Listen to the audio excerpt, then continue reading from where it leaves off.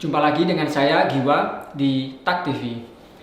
Akhir-akhir ini seperti yang kita tahu telah terjadi wabah pandemi corona. Wabah pandemi corona ini telah banyak terdampak di perkantoran yang mana pegawainya itu dirumahkan atau di PHK. Nah, pada kesempatan kali ini telah hadir seorang narasumber yang akan kita wawancarai, yang mana narasumber ini juga sangat terdampak pada pandemi corona ini.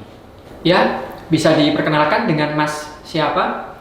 Ya, perkenalkan saya Fajar. Saya seorang videographer di salah satu digital agency. Oke, baik. Nah, sekarang Mas Fajar ini kesibukannya apa ya di tengah pandemi corona ini? Ya di tengah wabah ini ya seperti biasa sih. Ya mengerjakan konten untuk salah satu digital agency. Ya meskipun berdampak pada jam kerja juga karena wabah ini, jadi nggak begitu intens kerja di kantor. Iya, gitu begitu sering kerja gitu. Oh gitu. Nah, kalau dari Mas Fajar sendiri nih di kantor itu karena pandemi corona ini ya, nah itu jam kerjanya apakah berpengaruh ya? Maksudnya dari awal kan mungkin normal gitu ya, mungkin dari pagi sampai sore. Nah, ketika ada pandemi ini tuh apakah ada seperti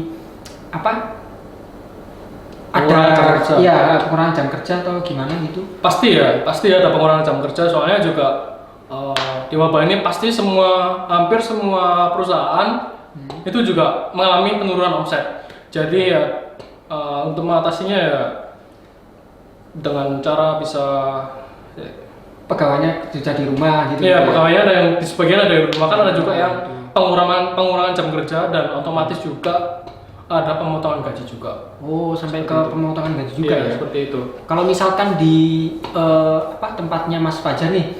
Nah, kalau kan Mas Fajar ini bekerja kan sebagai videographer ya, bikin konten. Nah, ketika di tengah pandemi corona ini, apakah pembuatan konten itu dibatasi, Mas? Misalkan waktu awal itu kan biasanya pembuatan konten bisa di luar atau di dalam studio. Nah, kalau pandemi gini sering di dalam studio ya berarti? Iya, pembuatannya. Betul sekali. Di waktu wabah ini lebih sering di studio sih.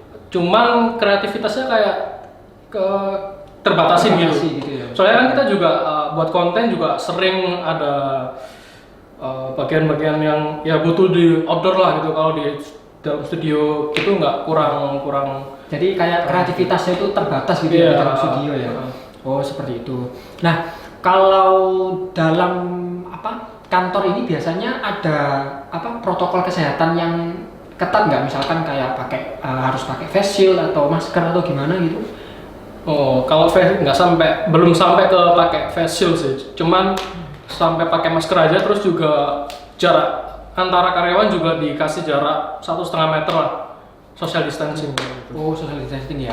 Berarti di tempatnya Mas Fajar ini juga diterapkan social distancing dan juga protokol kesehatan yang mana akan mendukung untuk berakhirnya di wabah corona ini. Nah, dari Mas Fajar sendiri, kalau misalkan untuk pembuatan konten ya itu kan seringnya di YouTube atau di media lain gitu biasanya? Iya, biasanya buat konten untuk YouTube, Instagram, ya itu sih dua platform itu yang sering digunakan untuk ya promosi. Oh, seperti itu ya. Kemudian ketika waktu normal ya bekerja itu kan biasanya kalau videographer kan pasti jam tayangnya untuk upload ke sosial media atau yang media lainnya itu kan ketat sekali ya. Maksudnya kan harus sering-sering upload konten seperti itu. Nah, kalau di pandemi corona ini gimana menurut Mas Jad? Maksudnya load pekerjaannya itu berat atau seperti apa? Sebenarnya sih karena di kantor saya ini cuma dikurangi 2 jam kan, 1 jam di awal dan 1 jam di akhir, jadi nggak seberapa ngefek ke kerjaan, jadi loadnya tetap sama. Cuman ya agak delay sedikit lah buat posting ke platform tersebut, kayak gitu. Oh, kayak gitu ya. Oke. Nah, menurut Mas Fajar sendiri nih, kan tadi ada juga yang kayak pengurangan karyawan mungkin, atau ada juga yang dirumahkan ya, maksudnya bekerja di rumah. Iya. Nah, menurut Mas Fajar nih dampaknya ketika Mas Fajar sendiri itu bekerja di rumah itu apa ya untuk pembuatan konten? Kalau di rumah sih nggak bisa ya. Kalau di rumah mungkin cuman pas ngedit aja. Jadi kalau butuh syuting ya pasti ke studio Ke gitu. studio Pasti kantor ya berarti pasti ya? datang ke kantor kayak gitu sih. gitu. Nah, kalau dari Mas Fajar sendiri untuk pembuatan konten itu biasanya cari apa narasumber atau cari talent itu dari luar atau dari orang kantor sendiri biasanya? Oh, kalau bikin konten pasti orang kantor sendiri. Soalnya kalau orang luar juga belum tentu paham produk-produk yang mau kita Diulas gitu ya? yang mau diulas kayak gitu. Oh gitu ya. Jadi kan, ya mending orang dalam sendiri. oh gitu ya. Ya memang seperti itu sih lebih baiknya. Jadi kan untuk pembuatan video kan lebih gampang ya untuk maintenance-nya juga. Nah, kalau misalkan nih tadi kan ada di apa bekerja di rumah atau di kantor ya. Kalau menurut Mas Fajar sendiri ini lebih enak atau lebih balance di mana ya? Kerja di rumah atau di kantor? Kalau saya sih lebih prefer kerja di kantor ya, soalnya kan ada interaksi sama rekan-rekan kerja loh. Jadi bisa bersosialisasi lah. Kalau di rumah kan ya sendiri aja di kamar terus gitu juga bosan sih lama-lama. Iya, mending ada interaksi sama rekan kerja gitu ya. Iya. Sering ngobrol atau misalkan apa namanya bisa tukar pendapat Iya, gitu ya, tukar di kantor pendapat, gitu ya. tukar pikiran gitu. Iya iya iya. Nah, kalau dari segi apa namanya pekerjaan nih, kalau menurut Mas Fajar sendiri di lingkungan sekitar Mas Fajar nih, misalkan mungkin di rumah atau di tempat lain itu ada dampak tersendiri nggak untuk Mas Fajar? Misalkan kayak takut gitu kena virus corona atau gimana gitu? Di lingkungan, Iya. di lingkungan rumah. Iya, lingkungan rumah bisa atau di lingkungan kerja gitu. Jadi kan mungkin apa takut gitu loh kena virus corona atau gimana gitu pendapatnya? Kalau di rumah sih, oh ya sama aja sih, di rumah di kantor itu awalnya tuh takut. Ya 1 bulan pertama lah. Iya. Terus lama kelamaan ya kayak udah bodo amat gitu sih. Wis gak peduli Kayak gitu wis. Ya rutinitas biasa gitu rutinitas aja ya? rutinitas biasa itu. Gitu. Cuma awal sebulan pertama lah udah pada takut semua, terus lama kelamaan ya udah. Wis kayak biasa. Biasa aja gitu ya. Nah, kalau Mas Fajar sendiri nih ketika mendengar apa wabah corona pertama kali, nah Mas Fajar itu reaksinya seperti apa? Apa mungkin kayak apa? Misalkan sedikit tidak percaya gitu awalnya kok bisa ya corona itu bisa bisa sampai ribuan yang meninggal di luar negeri gitu. Iya sih. Ya awalnya gimana? pasti kaget dan juga nggak percaya sih, soalnya kan ini nggak kelihatan loh, maksudnya mereka meninggalnya kan kayak nggak ada luka atau kayak virus-virus lain kan kadang ada yang perubahan di bentuk fisik kan gitu kan. Nggak ada tanda-tanda khusus gitu. Iya, nggak ya? ada tanda-tanda khusus kan, jadi kayak Tiba-tiba kayak gitu. tiba-tiba meninggal gitu aja. Jadi kayak nggak percaya gitu awalnya.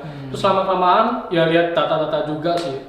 Akhirnya juga waspada lah. Waspada tetap ya. Iya. Nah, ketika waspadanya Mas Fajar ini tuh bisa sampai timbul apa niatan nggak untuk misalkan periksa ke rumah sakit atau puskesmas gitu untuk rapid test misalkan gitu?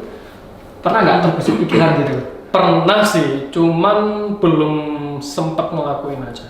Soalnya juga yang pertama takut tertular pas ngantri di puskesmas atau ya di rapid test itu.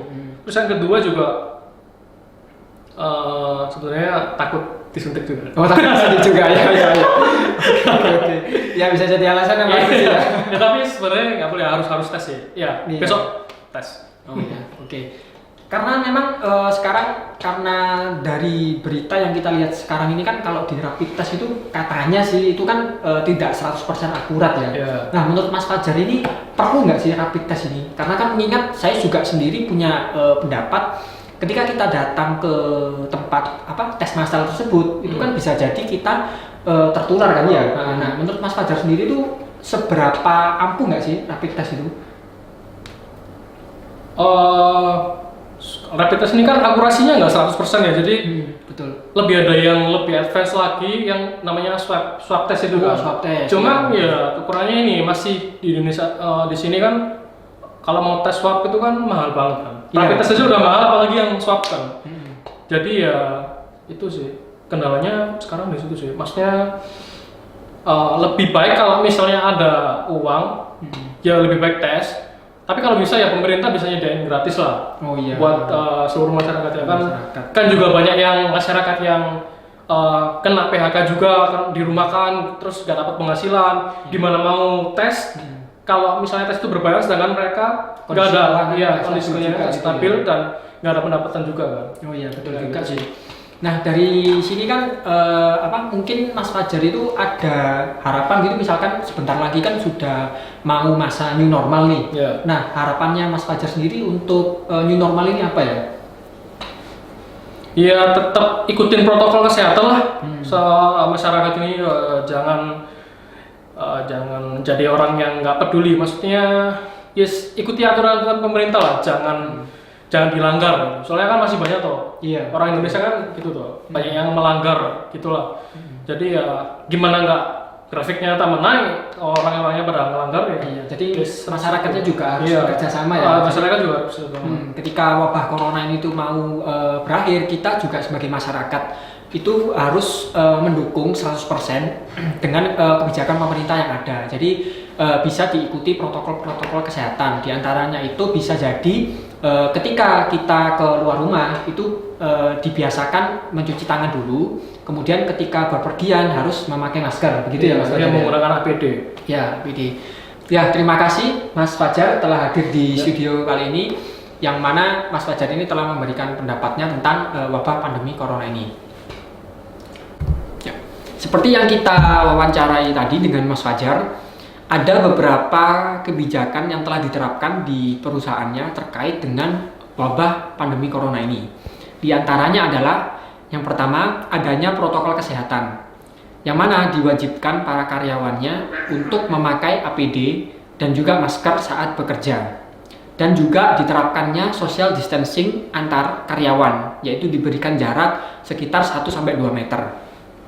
Yang kedua, adanya pengurangan jam kerja di kantor, yang mana itu juga berdampak pada omset secara global pada perusahaan.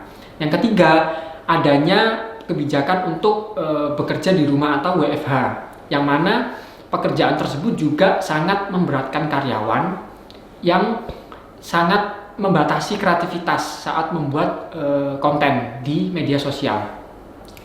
Nah, untuk kali ini sekian informasi yang bisa saya berikan. Mohon maaf jika saya ada kesalahan kata dan juga wawancara yang tadi. Sekian, terima kasih.